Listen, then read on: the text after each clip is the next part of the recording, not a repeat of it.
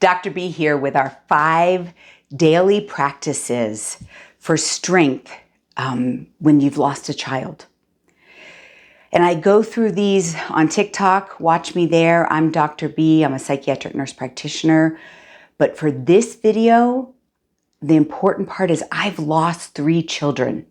Follow me. I tell some of the details of that in other places. But in this video, I'm going to try not to cry. So I'm going to really just talk about how do I get up every day and make it through the day. If you have lost a child, you know that you don't even want to get up out of bed. You don't want to cook breakfast for your kids or anybody else. You don't want to go to work. You might be doing it, but you don't want to. And everything seems very, very difficult. Because why? Why care? Right? I said I wasn't going to cry. Why care? When you've lost a child, the pain is so deep. The spiritual conflict is so intense. The will to live is difficult. And there's another video on you've got to find the will to live. You've got to choose life and choose to never give up. But how do you do it every day? And it really depends where you are and what kind of day you're having. Not every day I can do all of these things. Not every day is my intention positive. So it's 5 things. Find your intention, find your happy moments, positive self-talk, self-love, and reflection. But setting that intention for the day. If you're having trouble getting out of bed, then that intention needs to be set as soon as you wake. Whether you wake naturally or by an alarm clock. The first thing that you need to do is set your intention for that day. And, this is not some rah-rah, we're going to be happy. You are probably nowhere near that. Your intention for the day might just be to find that strength to choose life. And if that's your intention, that's your intention. If your intention is to maybe, I encourage you to find something positive. Like, I will find 2 things to be grateful for today. I will try to smile throughout the day. And even if sometimes those things are fake, that's okay. You're setting the intention. I'm going to find somebody to share my pain with. And I think that's something we are all very resistant of. And I am fortunate to be very close with my sister. But it's not always this, big, long, hour-long thing. Sometimes I just send her a text. I'm so sad. So setting that intention for the day, each day. And, if you have to repeat some because they're difficult, that's fine. But this is how we move forward, by creating the ability to set those intentions, and then creating the ability to set positive intentions, which for many of you might think that that's difficult.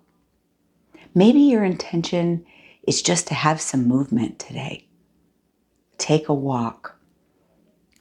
Maybe something simple like, I'm going to pay the bills. I'm going to clean the kitchen. I don't know you personally.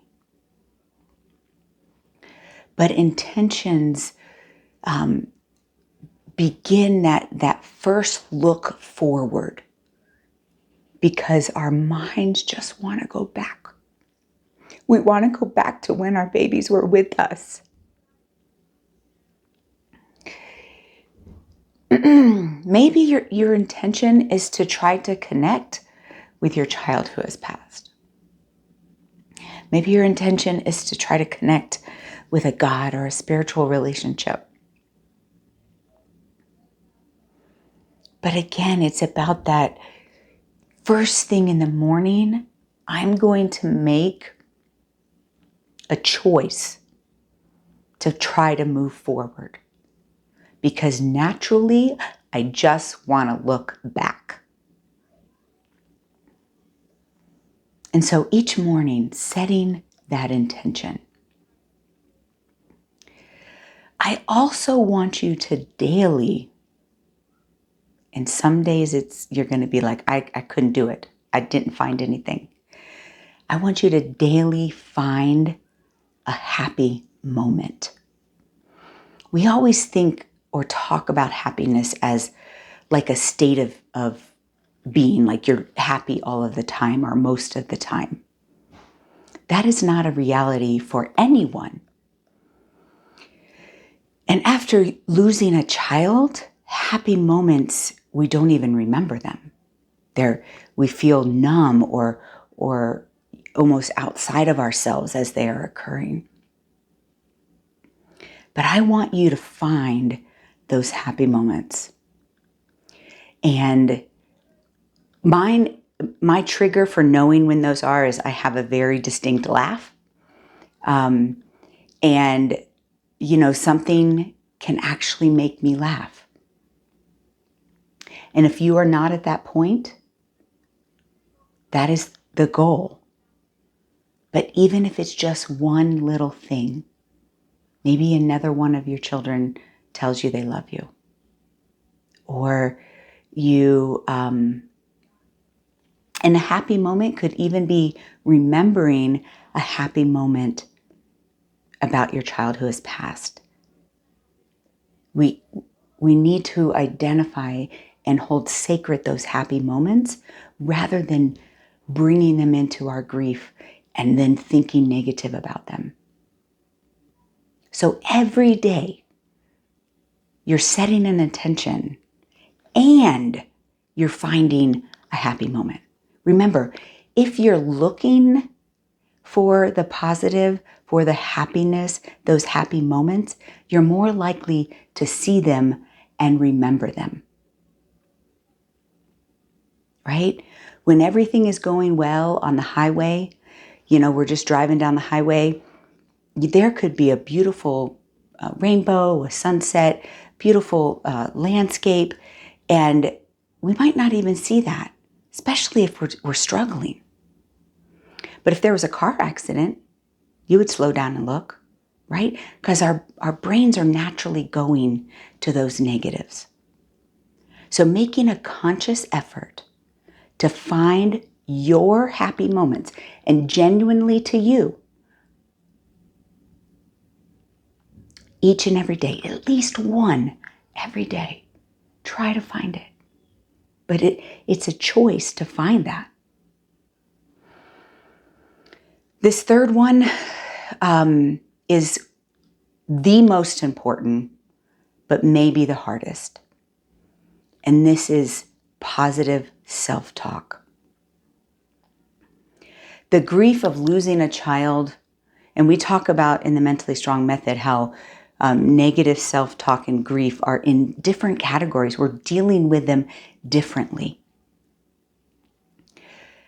But what happens in grief, especially the grief of a child, is whatever those negative thoughts were before you lost a child, those are going to be intensified. And then any doubts you had on your care of that child, what you could have done, all of those things turn into an intensified negative dialogue going on in your brain, and you are exhausted. I know it because I'm doing it, and I'm trying not to do it. So,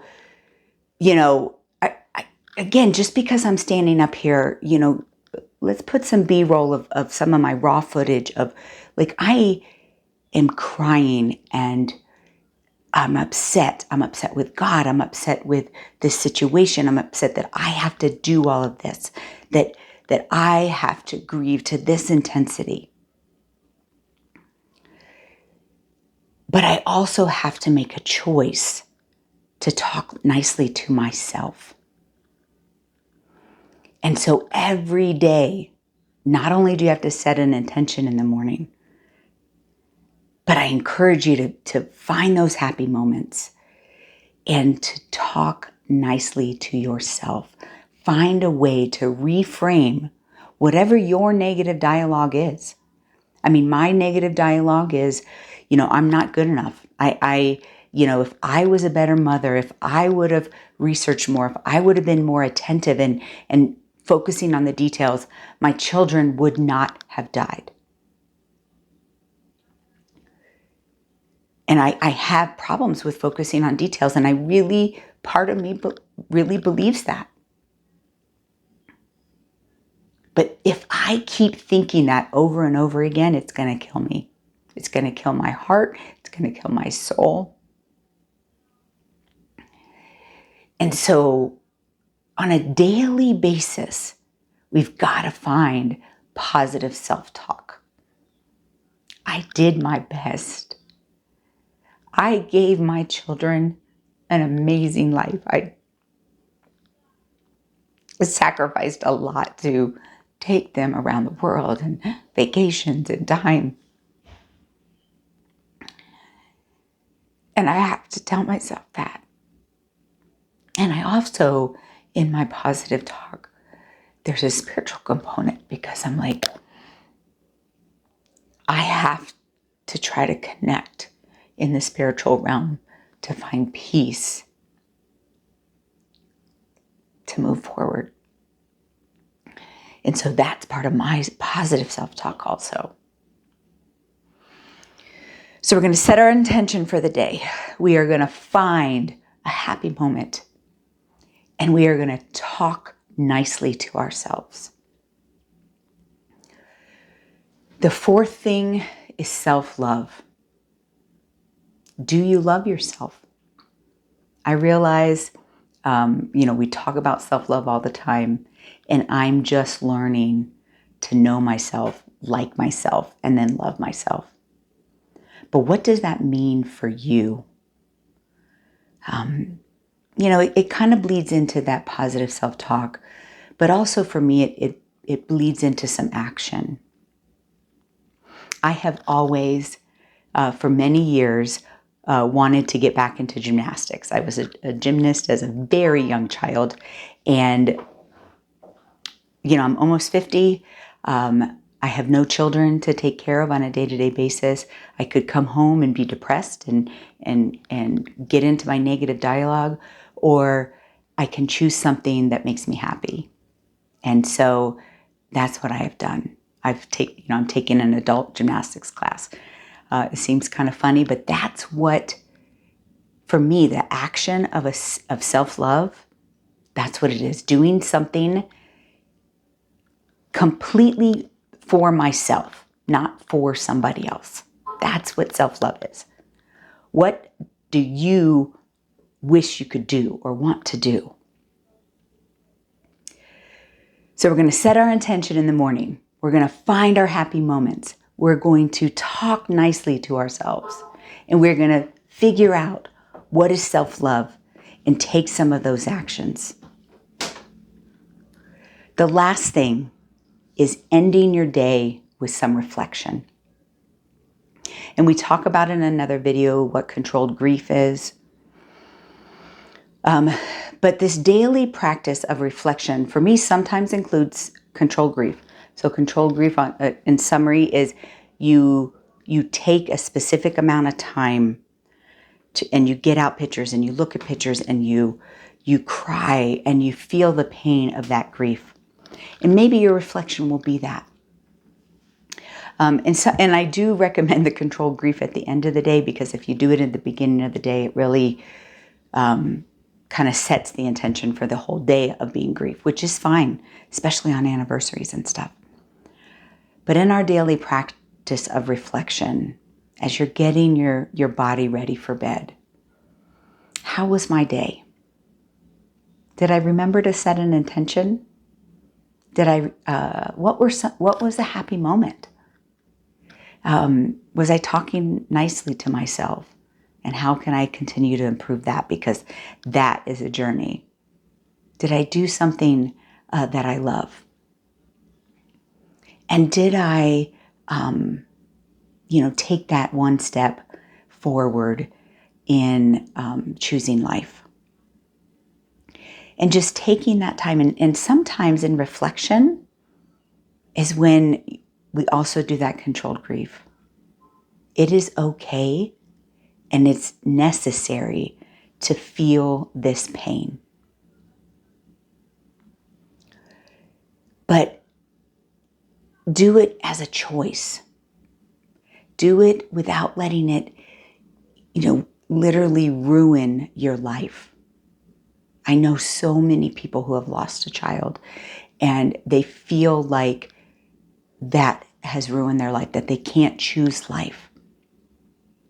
Maybe they haven't, tried to hurt themselves or, to the extreme of suicidality. But choosing life means that you are honoring and respecting that you are still here. And so, daily practices that, write these down, remember them first thing in the morning and at night as you do your reflection. Set your intention for the day. Find those happy moments. Positive self-talk. Talk nicely to yourself. And when you're not, try to stop it. Those are negative pathways that you're creating. Find what it means for you, an action of self-love. And then take the time to reflect at the end of the day. We can do this. It is a journey, and we have been given a very difficult journey. I believe in myself, and I believe in you. And I'm not just this strong person that bad things happen to. I was not a strong person. I was symptoms of depression since age 12. I believe that you can do this. There's several more videos here on YouTube. This was just about like daily practices of how do we do this on a daily basis. But follow me for more. We can do this. I believe that you are mentally strong. If you got to the end of the video, you obviously enjoyed some of the content. I have a lot of free content out there. I am really trying to empower everyone to find their mental strength. So subscribe, get the actual notifications, and let's embrace this journey of mental strength. See you there.